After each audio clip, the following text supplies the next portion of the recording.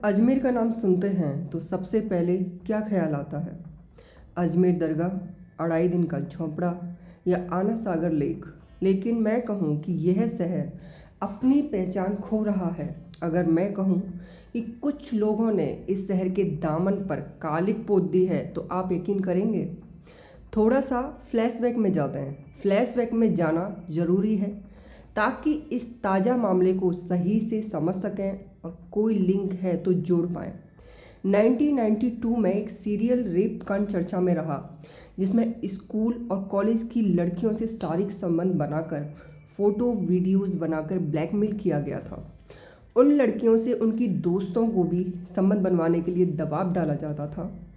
इस तरह करीब 100 लड़कियों के साथ रेप किया गया।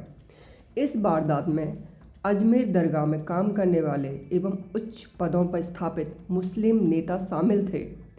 उस समय बीजेपी की सरकार थी और भैरव सिंह शेखावत मुख्यमंत्री थे। राम मंदिर का देश में आंदोलन चल रहा था और इधर पुलिस यह मामला दबा रही थी। रिपोर्ट्स ऐसी थीं कि मुख्यमंत्री, गृह मंत्री तक यह बात तूल पकड़ने से करीब 2 माह पहले ही पहुंच चुकी थी, मगर कोई एक्शन नहीं लिया गया। अब आप कहेंगे कि यह मामला क्यों बताया जा रहा है? ताज़ा मामला बताइए तो अब सुनिए, आपको मालूम चल जाएगा कि 1992 के रेप कांड को संक्षिप्त रूप से क्यों बताया जा रहा है। लड़की का काल्पनिक नाम जूली रख लेते हैं। जूली स्कूल स्टूडेंट है। वो अपने घर के एक कोने में चुपचाप छुपकर फ़ोन पर बात कर रही थी। तभी उसके पिताजी कमरे में दाखिल होते हैं। लड़की से फ़ोन ले लेते हैं, लेकिन वह डरी और सहमी हुई दिखाई देती है। बाप को संदेह होता है, वापस कॉल करने को कहता है। कई बार कॉल करने के बाद एक लड़का कॉल उठाता है। उठाते ही लड़की को गालियां देने लगता है और कहता है कि तू यदि होटल नहीं आई तो तेरे फ़ोटो वीडियोस लीक कर दूंगा। ऐसा ना करने पर फ़ोटो लीक करने की धमकी देकर ब्लैकमेलिंग करता है। पिता ने अपनी सहमी हुई बेटी को लड़के की बुलाए स्थान पर भेजा और खुद उसका पीछा करते हुए पहुंचे। यह घटना है 15 फरवरी 2025 की। पीड़िता के पिता ने पुलिस को बताया। बेटी ने घटना बताई तो हमने उसकी सहेलियों के परिजनों से संपर्क किया तो मालूम हुआ कि उनकी बेटियों के साथ भी इसी तरह यौन शोषण की घटनाएं हुई हैं। यह मामला सिर्फ उसकी बेटी का नहीं बल्कि कई लड़कियां इसी तरह की ब्लैकमेलिंग का सामना कर रही थीं। राजस्थान में 1 मार्च को हिंदूवादी संगठनों ने अजमेर में 5 छात्राओं से कथित रेप और ब्लैकमेल की वारदात के खिलाफ बंद रखा। सुबह से ही यहाँ बाजार, स्कूल, कॉलेज और सभी प्रतिष्ठान बंद रहे। बंद को व्यापार संगठनों का भी समर्थन मिला। इससे पहले अजमेर संभाग के किशनगढ़, भीलवाड़ा और ब्यावर जिलों में हिंदू संगठनों ने 28 फरवरी को रैली की थी। दरअसल अजमेर संभाग के ब्यावर जिले के विजयनगर थाने में बीती 16 फरवरी को ही 3 एफआईआर दर्ज हुई। इन एफआईआर में 5 स्कूली नाबालिग छात्राओं को ब्लैकमेल कर बलात्कार और धर्मांतरण के लिए दबाव बनाने जैसे कई गंभीर आरोप लगाए गए थे। स्थानीय पुलिस ने इस मामले में एक पूर्व पार्षद समेत 12 लोगों को गिरफ्तार किया है, जिनमें से 3 नाबालिग हैं, जिनके नाम सुनिए। आरिफों के नाम हैं लुकमान उर्फ सोहेब, अफरा साहिल कुरैशी, सोहेल मंसूरी, जावेद, हकीम कुरैशी, रेहान मोहब्बत, अरमान पठान और रियान मंसूरी। अब आप समझ रहे होंगे और लिंक बिठा पा रहे होंगे कि वीडियो के शुरू में 1992 में एक सीरियल रेप कांड चर्चा क्यों की। आपको यह घटना सुनकर ऐसा नहीं लगता जैसे अजमेर के अंदर रिपीट टेलीकास्ट किया गया हो किसी हॉरर एपिसोड का? वही समुदाय विशेष के लोग, वही समुदाय की लड़कियां और वही बीजेपी की सरकार। बड़ा अजीब इत्तेफाक है या कोई सोची समझी जालसाजी? क्या इन लड़कों ने इस ब्लैकमेलिंग की घटना को अंजाम देने से पहले 1992 में हुए रेप कांड को अपना इंस्पिरेशन ऑफ क्राइम बनाया?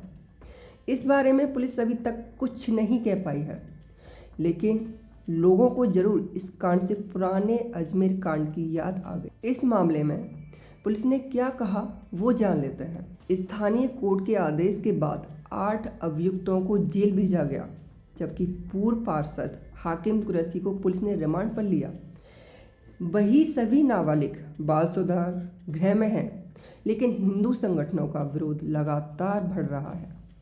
विजयनगर थानाध्यक्ष करण सिंह कहते हैं 16 तारीख को 3 FIR दर्ज की गई हैं। इसमें 5 नाबालिग पीड़िता सामने आई हैं, जो एक ही स्कूल की छात्राएं हैं। पुलिस ने लड़कियों के परिजनों की शिकायत पर भारतीय न्याय संहिता की कई धारा और पॉक्सो एक्ट की कई धाराओं में FIR दर्ज की है। अब तक जांच में कितनी पीड़िताएं सामने आई हैं और क्या इनकी संख्या बढ़ सकती है? इस सवाल पर सज्जन सिंह ने कहा 5 पीड़िताओं ने परिजनों के साथ थाने में रिपोर्ट दी है। अभी तक की जांच में पीड़िताओं की संख्या बढ़ने जैसा कुछ नहीं आया है। हालांकि उन्होंने पीड़िताओं के बयानों के आधार पर फोटोज़, वीडियोज़ के जरिए ब्लैकमेल करने के और धर्मांतरण के दबाव बनाने के आरोपों की पुष्टि की। अगर देखा जाए तो यह मामला बेहद संवेदनशील है, क्योंकि न केवल ब्लैकमेलिंग और रेप शामिल है, बल्कि रिलीजन चेंज करवाने का एस्पेक्ट भी शामिल है।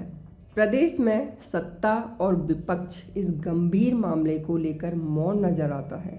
मुख्यमंत्री भजनलाल शर्मा की ओर से भी इस मामले पर कोई प्रतिक्रिया सामने नहीं आई है। पूर्व मुख्यमंत्री अशोक गहलोत ने 18 फरवरी को सोशल मीडिया एक्स पर मीडिया रिपोर्ट्स का हवाला देते हुए लिखा, भाजपा के शासन में असुरक्षा के कारण क्या बालिकाओं का घर से निकलना तक बंद हो जाएगा? लेकिन राजस्थान के राज्यपाल हरिभाऊ बागने ने 23 फरवरी को झुंझुनू जिले के नवलगढ़ में एक निजी स्कूल के कार्यक्रम में एक मंच से इस मामले पर प्रतिक्रिया देते हुए दावा किया था कि कई छात्राएं हिंदूवादी संगठन से जुड़ी थीं, इसलिए उन्हें टारगेट किया गया। राज्यपाल ने सवाल पूछते हुए कहा, वे लड़कियां हिंदूवादी संगठन से जुड़ी हुई थीं, इसलिए तुम उनको टारगेट कर रहे हो। यह नहीं चलेगा, अब यह नहीं चलेगा, यह ध्यान में रखो। इस मामले में कड़ी कार्रवाई करने के लिए तमाम हिंदू संगठनों का आंदोलन तेज हो गया।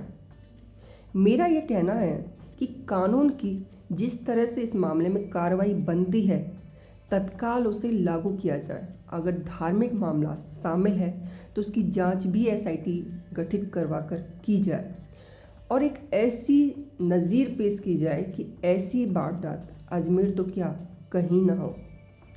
हमें सोचने को मजबूर करती है यह वारदात। वही संभाग, वही स्कूल की बच्चियां, वही ब्लैकमेलिंग का जाल और वही पैटर्न।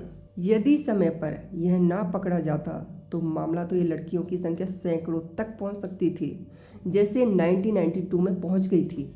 अभी भी स्पष्ट आंकड़ा किसी के पास नहीं है कि कितनी लड़कियों को शिकार बनाया गया है। आपका इस घटना के बारे में क्या कहना है? कमेंट करके बता सकते हैं। सजग रहिए, सतर्क रहिए, क्योंकि यही बचाव है। नमस्कार।